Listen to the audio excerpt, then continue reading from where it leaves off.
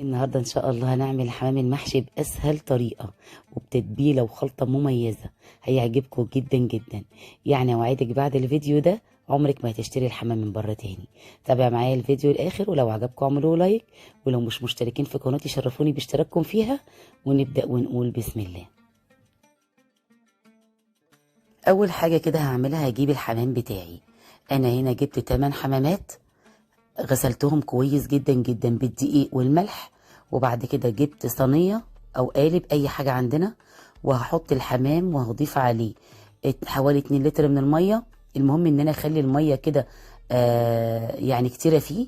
وهضيف شرايح ليمون، وهضيف كمون عشان اي زفاره. الليمون والكمون بيمحوا اي زفاره في الفراخ او الحمام او البط. هسيب الحمام منقوع كده حوالي نص ساعة لحد بس ما الزفارة تروح منه، وبعد كده ارجع اشتغل عادي. اول حاجة كده هعملها هجيب بصلاية متوسطة مفرومة، هحط عليها نص معلقة صغيرة من الفلفل الاسود ومعلقة صغيرة من الملح، وهخلط كده البصل في الملح والفلفل الاسود، وهتبل بيه الحمام من الجلد ومن جوه. الطريقة دي بتدي نكهة للحمام ولأي فراخ أو أي حاجة نعملها بالطريقة دي من قبليها. هتدي الشوربة طعم جميل جدا جدا، وطعم الحمام ذات نفسه هيبقى جميل قوي. بعد كده بقى هقطع الكبد والقوانص. هجيب القوانص الأول وأقطعها مكعبات صغيرة زي ما انتوا شايفين كده، وهجيب الكبدة برضو وأقطعها مكعبات صغيرة. بس لازم نفصل الكبد والقوانص عن بعضها كده، نخلي دي لوحدها ودي لوحدها.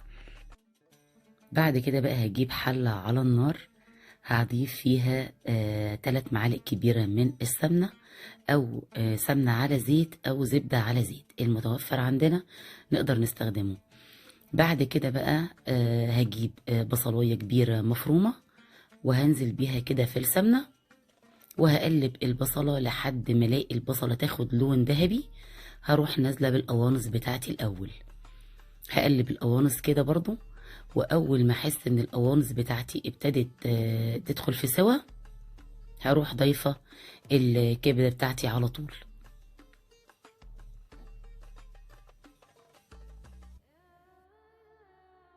أول ما أحس بقى إن الكبدة دخلت برضو في سوا كده، هضيف معلقة ونص كبيرة من الفلفل الأسود، رشة من جوز الطيب، ومعلقة صغيرة من الكزبرة الجافة، ومعلقة صغيرة من الملح. هقلب بقى كده. أول ما أحس إن الكبدة برضو لونها غير واستوت كده، هضيف بقى الزبيب هنا في الوصفة معانا مش أساسي، ده اختياري. احنا بنحب هنا الرز بتاع الحمام بنحط فيه زبيب. أنا حطيت هنا حوالي نص كوباية من الزبيب بس كده. بعد كده بقى هحضر معايا هنا 3 كوبايات إلا ربع من الرز. انا هنا خليت الرز ممكن يكون زياده، مثلا ربع كوبايه زياده، ممكن تحط كوبايتين ونص، بس انا هنا زودت ربع كوبايه عشان لو يعني ما يطلعش ان هو يبقى قليل، ما يبقى اكتر يبقى احسن. هقلب بقى الرز كده مع الخلطه كويس قوي، وبعد كده هكون محضره ميه سخنه، هضيف منها بالظبط كوبايه ونص من الميه السخنه، وهسيب بقى كده هقلب الرز، وهظبط الملح بتاعه، وهسيبه على النار. اول ما الاقي الميه اختفت والرز شرب الميه، هروح طافيه على طول. هو ما بياخدش معايا 5 دقايق بالظبط، والرز بيشرب الميه في ثواني.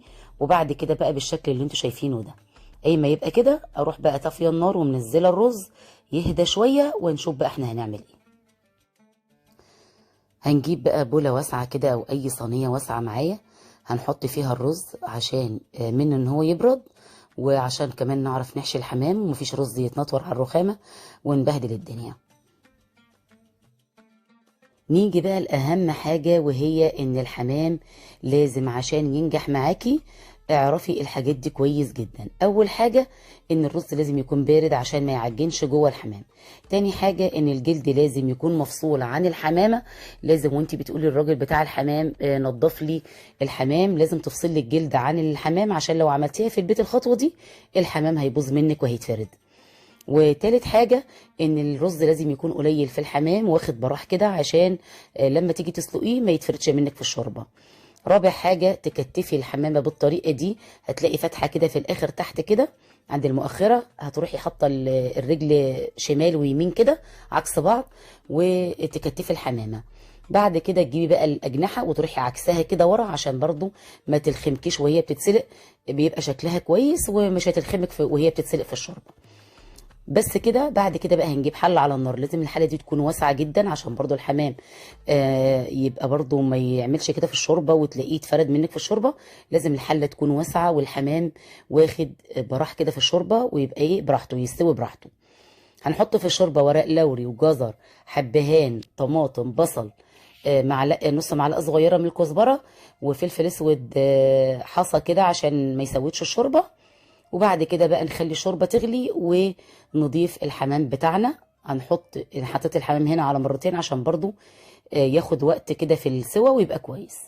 هياخد بالظبط حوالي نص ساعة او نص ساعة و5، وهيكون الحمام مستوي وجميل جدا جدا.